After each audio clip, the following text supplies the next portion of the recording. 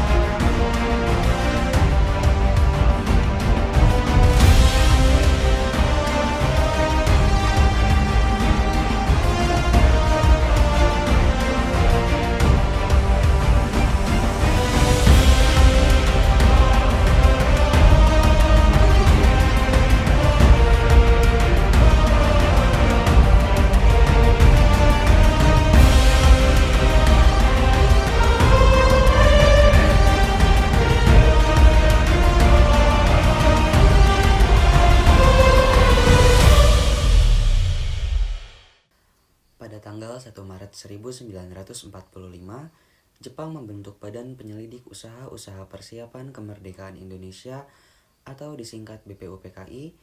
Badan ini bertugas merumuskan dasar negara bagi Indonesia yang akan merdeka. Sidang pertama BPUPKI dimulai pada 29 Mei 1945 dengan agenda utama apa dasar negara Indonesia merdeka.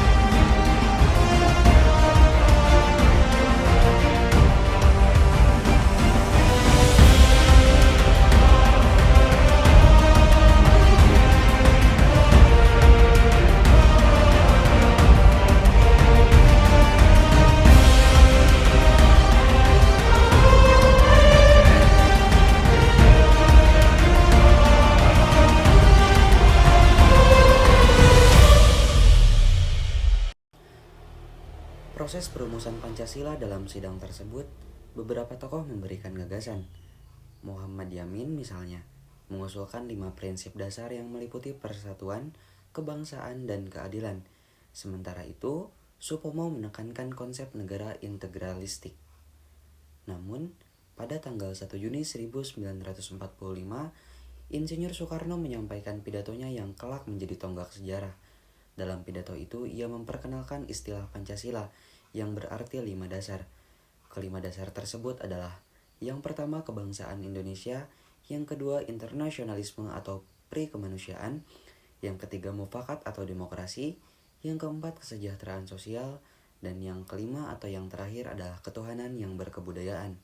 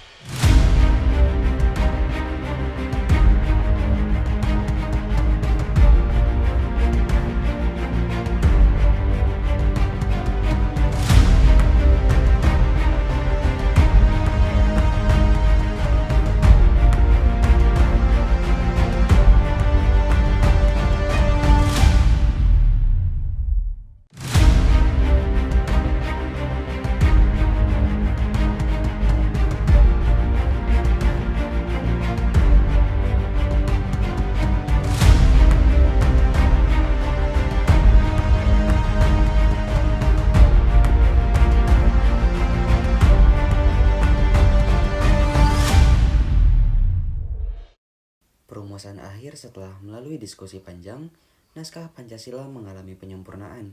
Pada 18 Agustus 1945, Panitia Persiapan Kemerdekaan Indonesia atau PPKI mengesahkan Pancasila sebagai dasar negara yang tercantum dalam pembukaan Undang-Undang Dasar 1945. Makna Pancasila bukan sekedar dasar negara, tetapi menjadi jiwa dan pandangan hidup bangsa Indonesia. Setiap silanya mencerminkan nilai-nilai luhur yang mengikat seluruh rakyat Indonesia dalam persatuan dan kesatuan.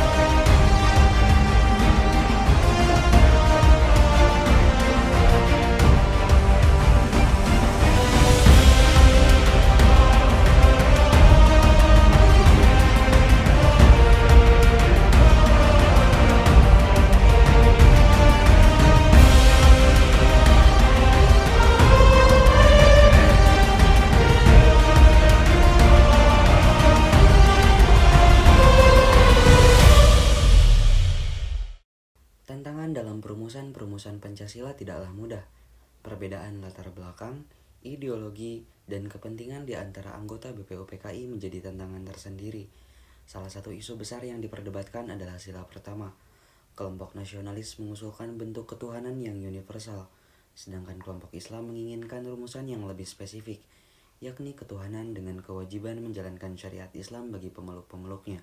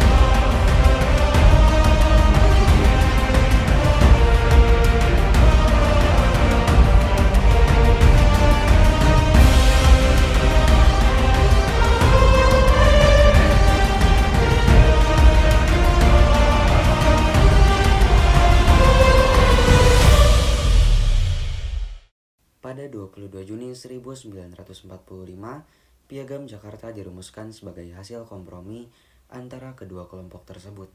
Namun, demi menjaga persatuan bangsa, beberapa hari setelah proklamasi kemerdekaan, rumusan sila pertama diubah menjadi ketuhanan yang Maha Esa, seperti yang kita kenal hingga hari ini. Pancasila bukan sekadar kumpulan prinsip, melainkan sebuah filosofi hidup yang menyatukan beragam aspek kehidupan bangsa. Yang pertama, kebangsaan Indonesia menggambarkan cinta tanah air dan kesetiaan terhadap negara. Yang kedua, internasionalisme mencerminkan semangat perdamaian dan hubungan harmonis dengan bangsa lain. Yang ketiga, demokrasi menjunjung tinggi musyawarah dan kebijaksanaan bersama. Yang keempat, kesejahteraan sosial mengutamakan keadilan sosial bagi seluruh rakyat Indonesia. Dan yang kelima atau yang terakhir adalah ketuhanan yang Maha Esa melambangkan penghormatan terhadap keyakinan dan kebebasan beragama.